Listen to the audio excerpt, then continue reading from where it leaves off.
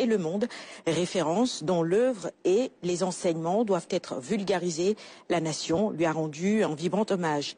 À cet effet, le président de la République félicite le gouvernement, notamment les ministres en charge de l'éducation nationale, de l'enseignement supérieur, de la recherche et de l'innovation, de la formation professionnelle et technique et de la culture pour la bonne organisation de la cérémonie d'hommage dans une parfaite communion avec la famille du défunt et la fondation sur les savoirs endogènes qui porte son nom. La transformation systémique des acteurs agricoles, pastoraux et halieutiques. Relativement à la tenue de la première réunion du Conseil national d'orientation agro-silvopastorale et halieutique, le président de la République félicite le gouvernement et l'ensemble des parties prenantes pour leur mobilisation collective dans le cadre des concertations et la finalisation, 20 ans après, dans une approche intégrée et prospective, des recommandations et propositions consensuelles sur un nouveau projet de loi agro-silvopastoral et halieutique consolidé. Il demande au Premier ministre de faire prendre toutes les dispositions nécessaires pour l'adoption prochaine en Conseil des ministres de ce texte transformateur et de ses décrets d'application. Le président de la République demande également de renforcer la coordination intersectorielle et le renouveau des organisations professionnelles d'agriculteurs, d'éleveurs, de pêcheurs et d'exploitants forestiers. Il indique en outre l'importance de professionnaliser les métiers, de renforcer les compétences des jeunes impliqués, d'assurer la montée en puissance de la protection sociale des acteurs du secteur primaire et d'accélérer les réformes indiquées du foncier afin d'assurer un financement soutenu du système agro-silvopastoral.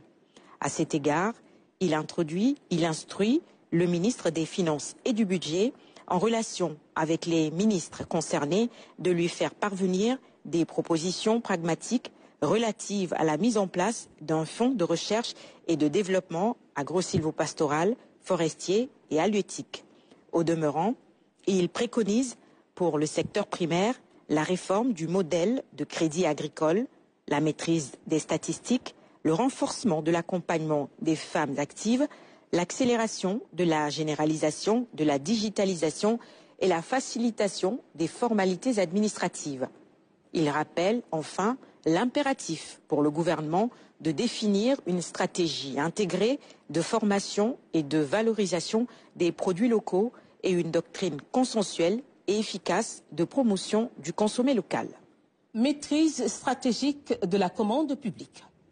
Considérant que l'exécution de la commande publique dans l'efficacité, l'efficience et la transparence constitue une opportunité majeure d'accélérer le redressement et la relance économique, le président de la République demande au Premier ministre, aux membres du gouvernement et aux ministres, secrétaire général de la présidence de la République, de prendre toutes les mesures idoines afin d'assurer l'exécution dans toutes les structures publiques et parapubliques des plans de passation de marché conformément aux procédures impératives indiquées par le Code des marchés publics.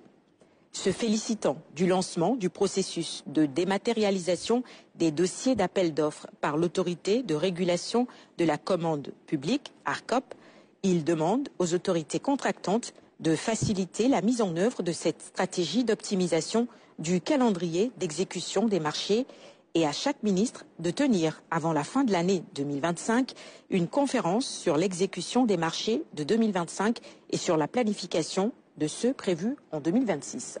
Un renforcement de l'autonomisation économique des femmes. Le chef de l'État exprime son attachement au renforcement permanent de l'autonomisation économique des femmes. Malgré le fait qu'elles représentent l'un des groupes les plus vulnérables, les femmes contribuent significativement au développement et à la stabilité sociale. Il félicite à ce titre le ministre de la Famille, de l'Action sociale et des Solidarités pour les déploiements rapides et efficaces du programme des filets sociaux accordés aux groupes vulnérables, notamment les femmes de plusieurs localités du pays. Dès lors, il instruit le gouvernement d'intensifier la mise à disposition de financements destinés à accompagner leurs activités génératrices de revenus et leurs groupements et de lui soumettre avant la fin de l'année 2025 un projet de loi d'orientation relative à l'autonomisation économique des femmes. Agenda du président de la République.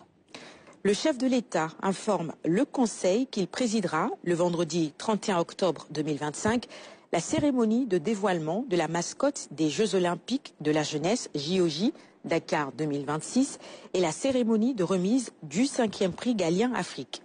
En outre, il visitera le dimanche 2 novembre 2025 les chantiers relatifs au JOJ Dakar 2026 avec les ministres et les responsables des structures publiques et privées concernées. Au titre de la communication du Premier ministre.